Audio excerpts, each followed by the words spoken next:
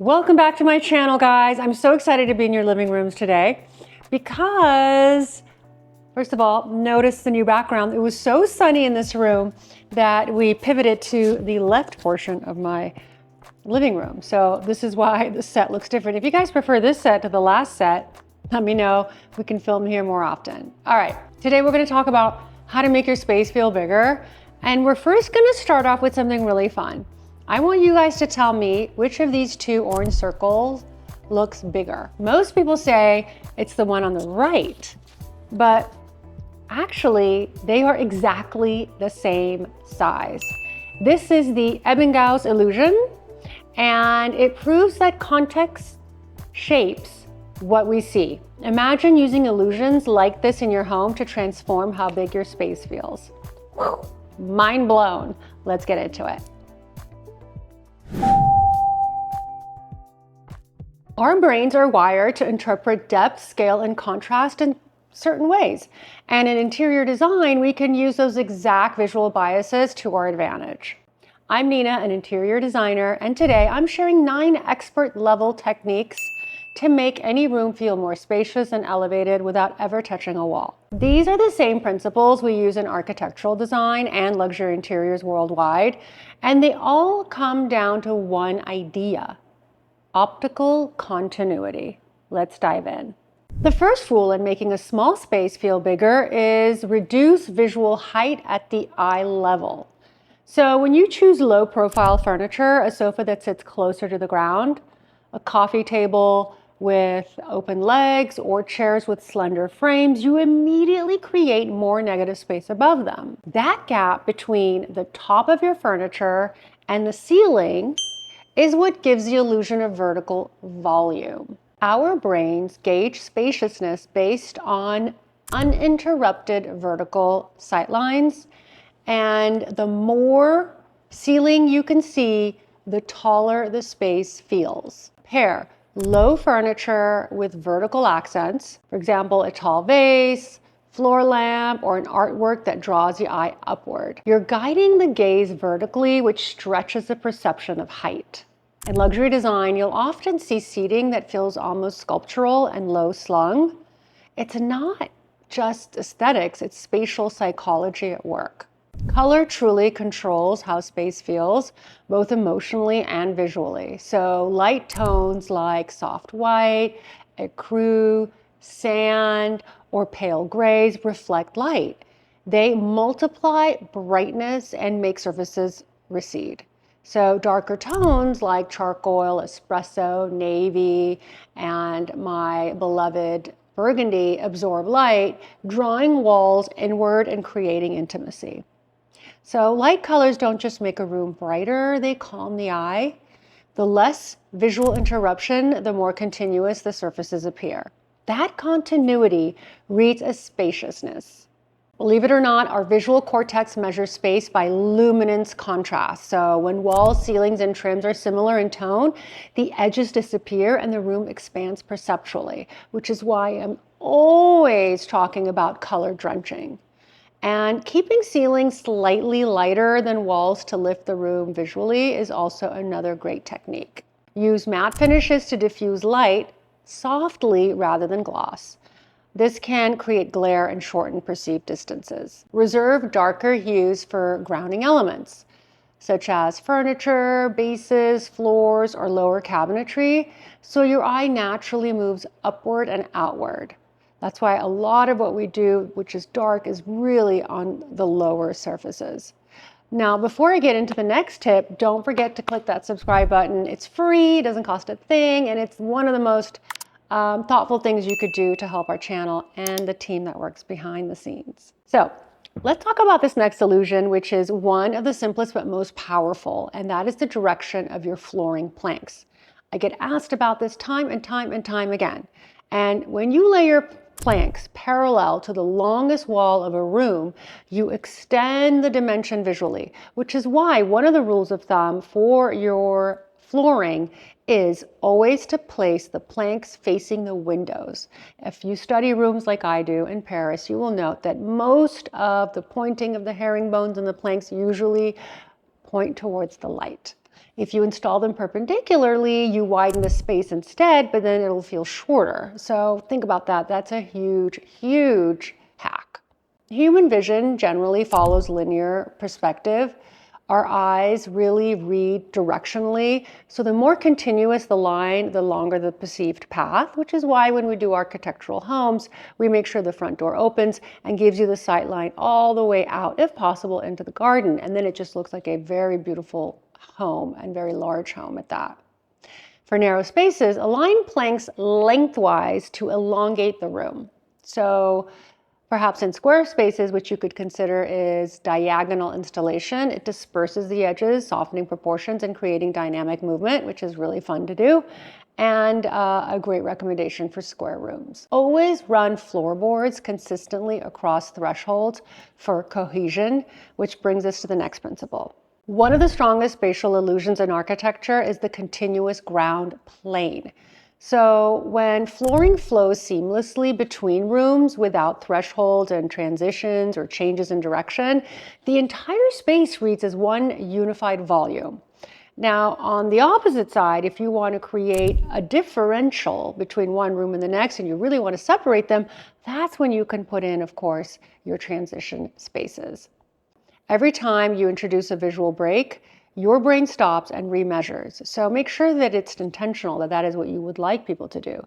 That pause subconsciously compartmentalizes spaces. Continuous flooring erases those boundaries, expanding perception. Now, the eye reads horizontal continuity as a single field, even if walls or furniture divide. So it's an architectural version of visual rhythm, if that makes sense. If you're renovating, carry the same material, whether it's stone, wood, porcelain, edge to edge. I always tell clients, bleed. They're like, should we do a border around our foyer? I say, no, let it bleed. Let everything bleed, because it'll just make the space feel so much larger. Even subtle changes like a flush transition to the outdoor creates a seamless gallery-like flow. Another great way to have high impact illusion is to lift the things off the floor. So floating vanities has that effect. In a very small space, a floating vanity is your lifesaver. Your wall-mounted nightstands, again, in a small bedroom, or shelving create visible floor area underneath that opens the base visually, and it extends the footprint and allows light to travel beneath. So this is a really great trick that we use in very small secondary bedrooms and New York apartment bedrooms. Our perception of space is tied to how much floor we can see. So the more floor you see, the bigger the surface area, the larger the room feels. Contrast floating elements against darker walls to enhance their lightness. So the juxtaposition makes them appear to float even more dramatically. Another thing you could do is you can pair floating furniture with integrated LED underlighting, and this mimics architectural sort of uplighting, and it enhances the sense of levitation and definitely luxury. And you will note in luxury interiors, they often appear sort of effortless because everything has been intentionally hidden, light cords behind the TV and cords from your lamps, etc. So custom built-ins that align with walls and concealed sort of storage, doors, or even entire rooms simplify sort of that visual field and make it look so much more elevated. The result is architecture that feels monolithic and serene rather than cluttered and fragmented.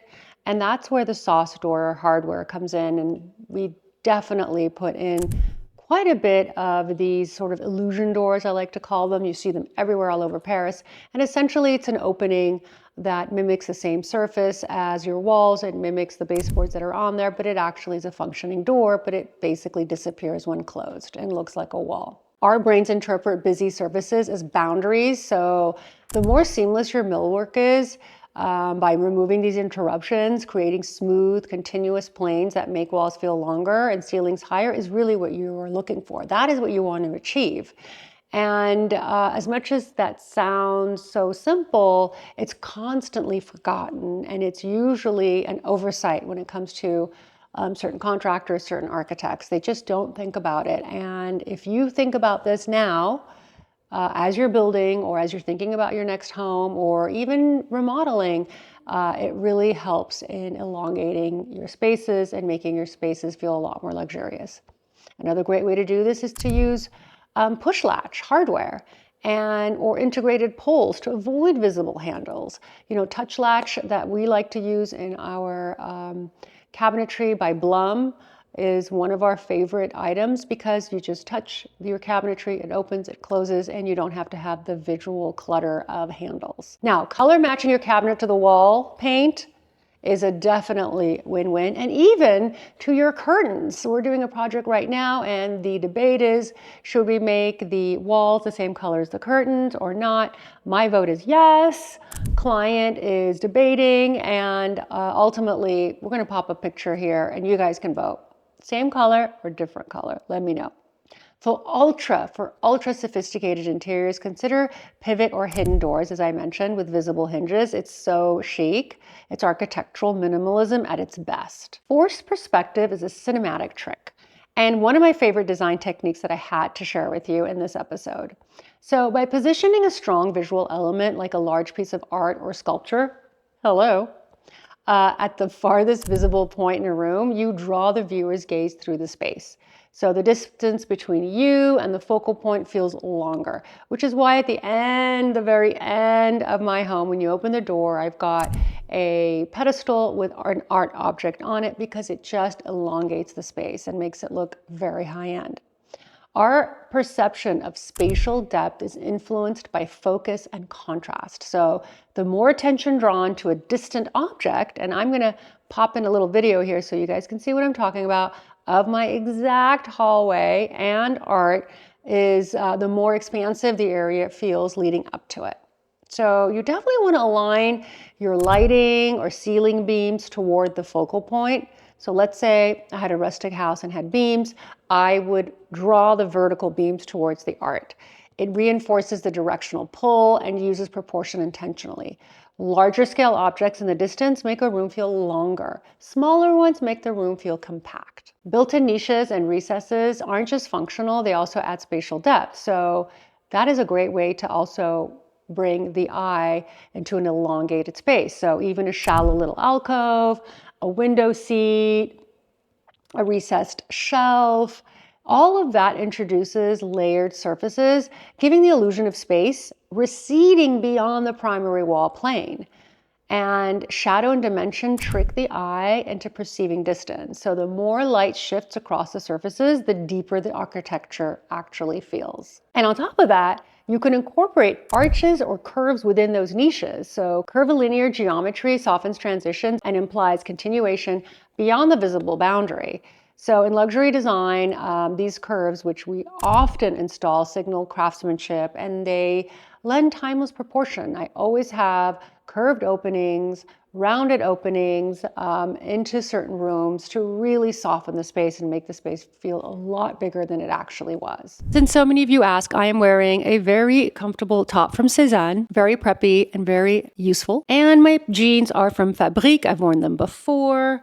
My earrings are from Missoma, and my shoes, and there also are dupes for these shoes that we will also link for your reference. Final illusion I'm going to share with you transcends walls entirely, connecting your interiors with the outdoors. Let's talk about it. When your flooring, your wall finishes, and your ceiling treatments extend from interior to exterior, it visually merges two spaces into one larger volume. You guys have seen this time and time again in California, where you have indoor, what we call indoor-outdoor spaces.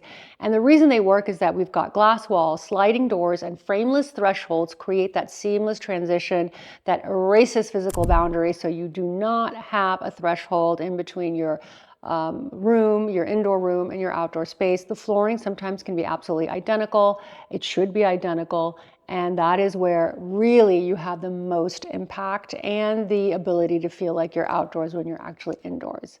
Our eyes read uninterrupted materiality as continuity. So even if a glass barrier exists, the visual field expands through it. So if your flooring is the same in your family room and it extends all the way through the backyard and all the way to the pool will look like it's indoor. Trust me, it's a really great trick. Now, if you use the same tone of stone, tile, or wood inside and out, but change the texture slightly for practicality, well, that would also achieve the same effect.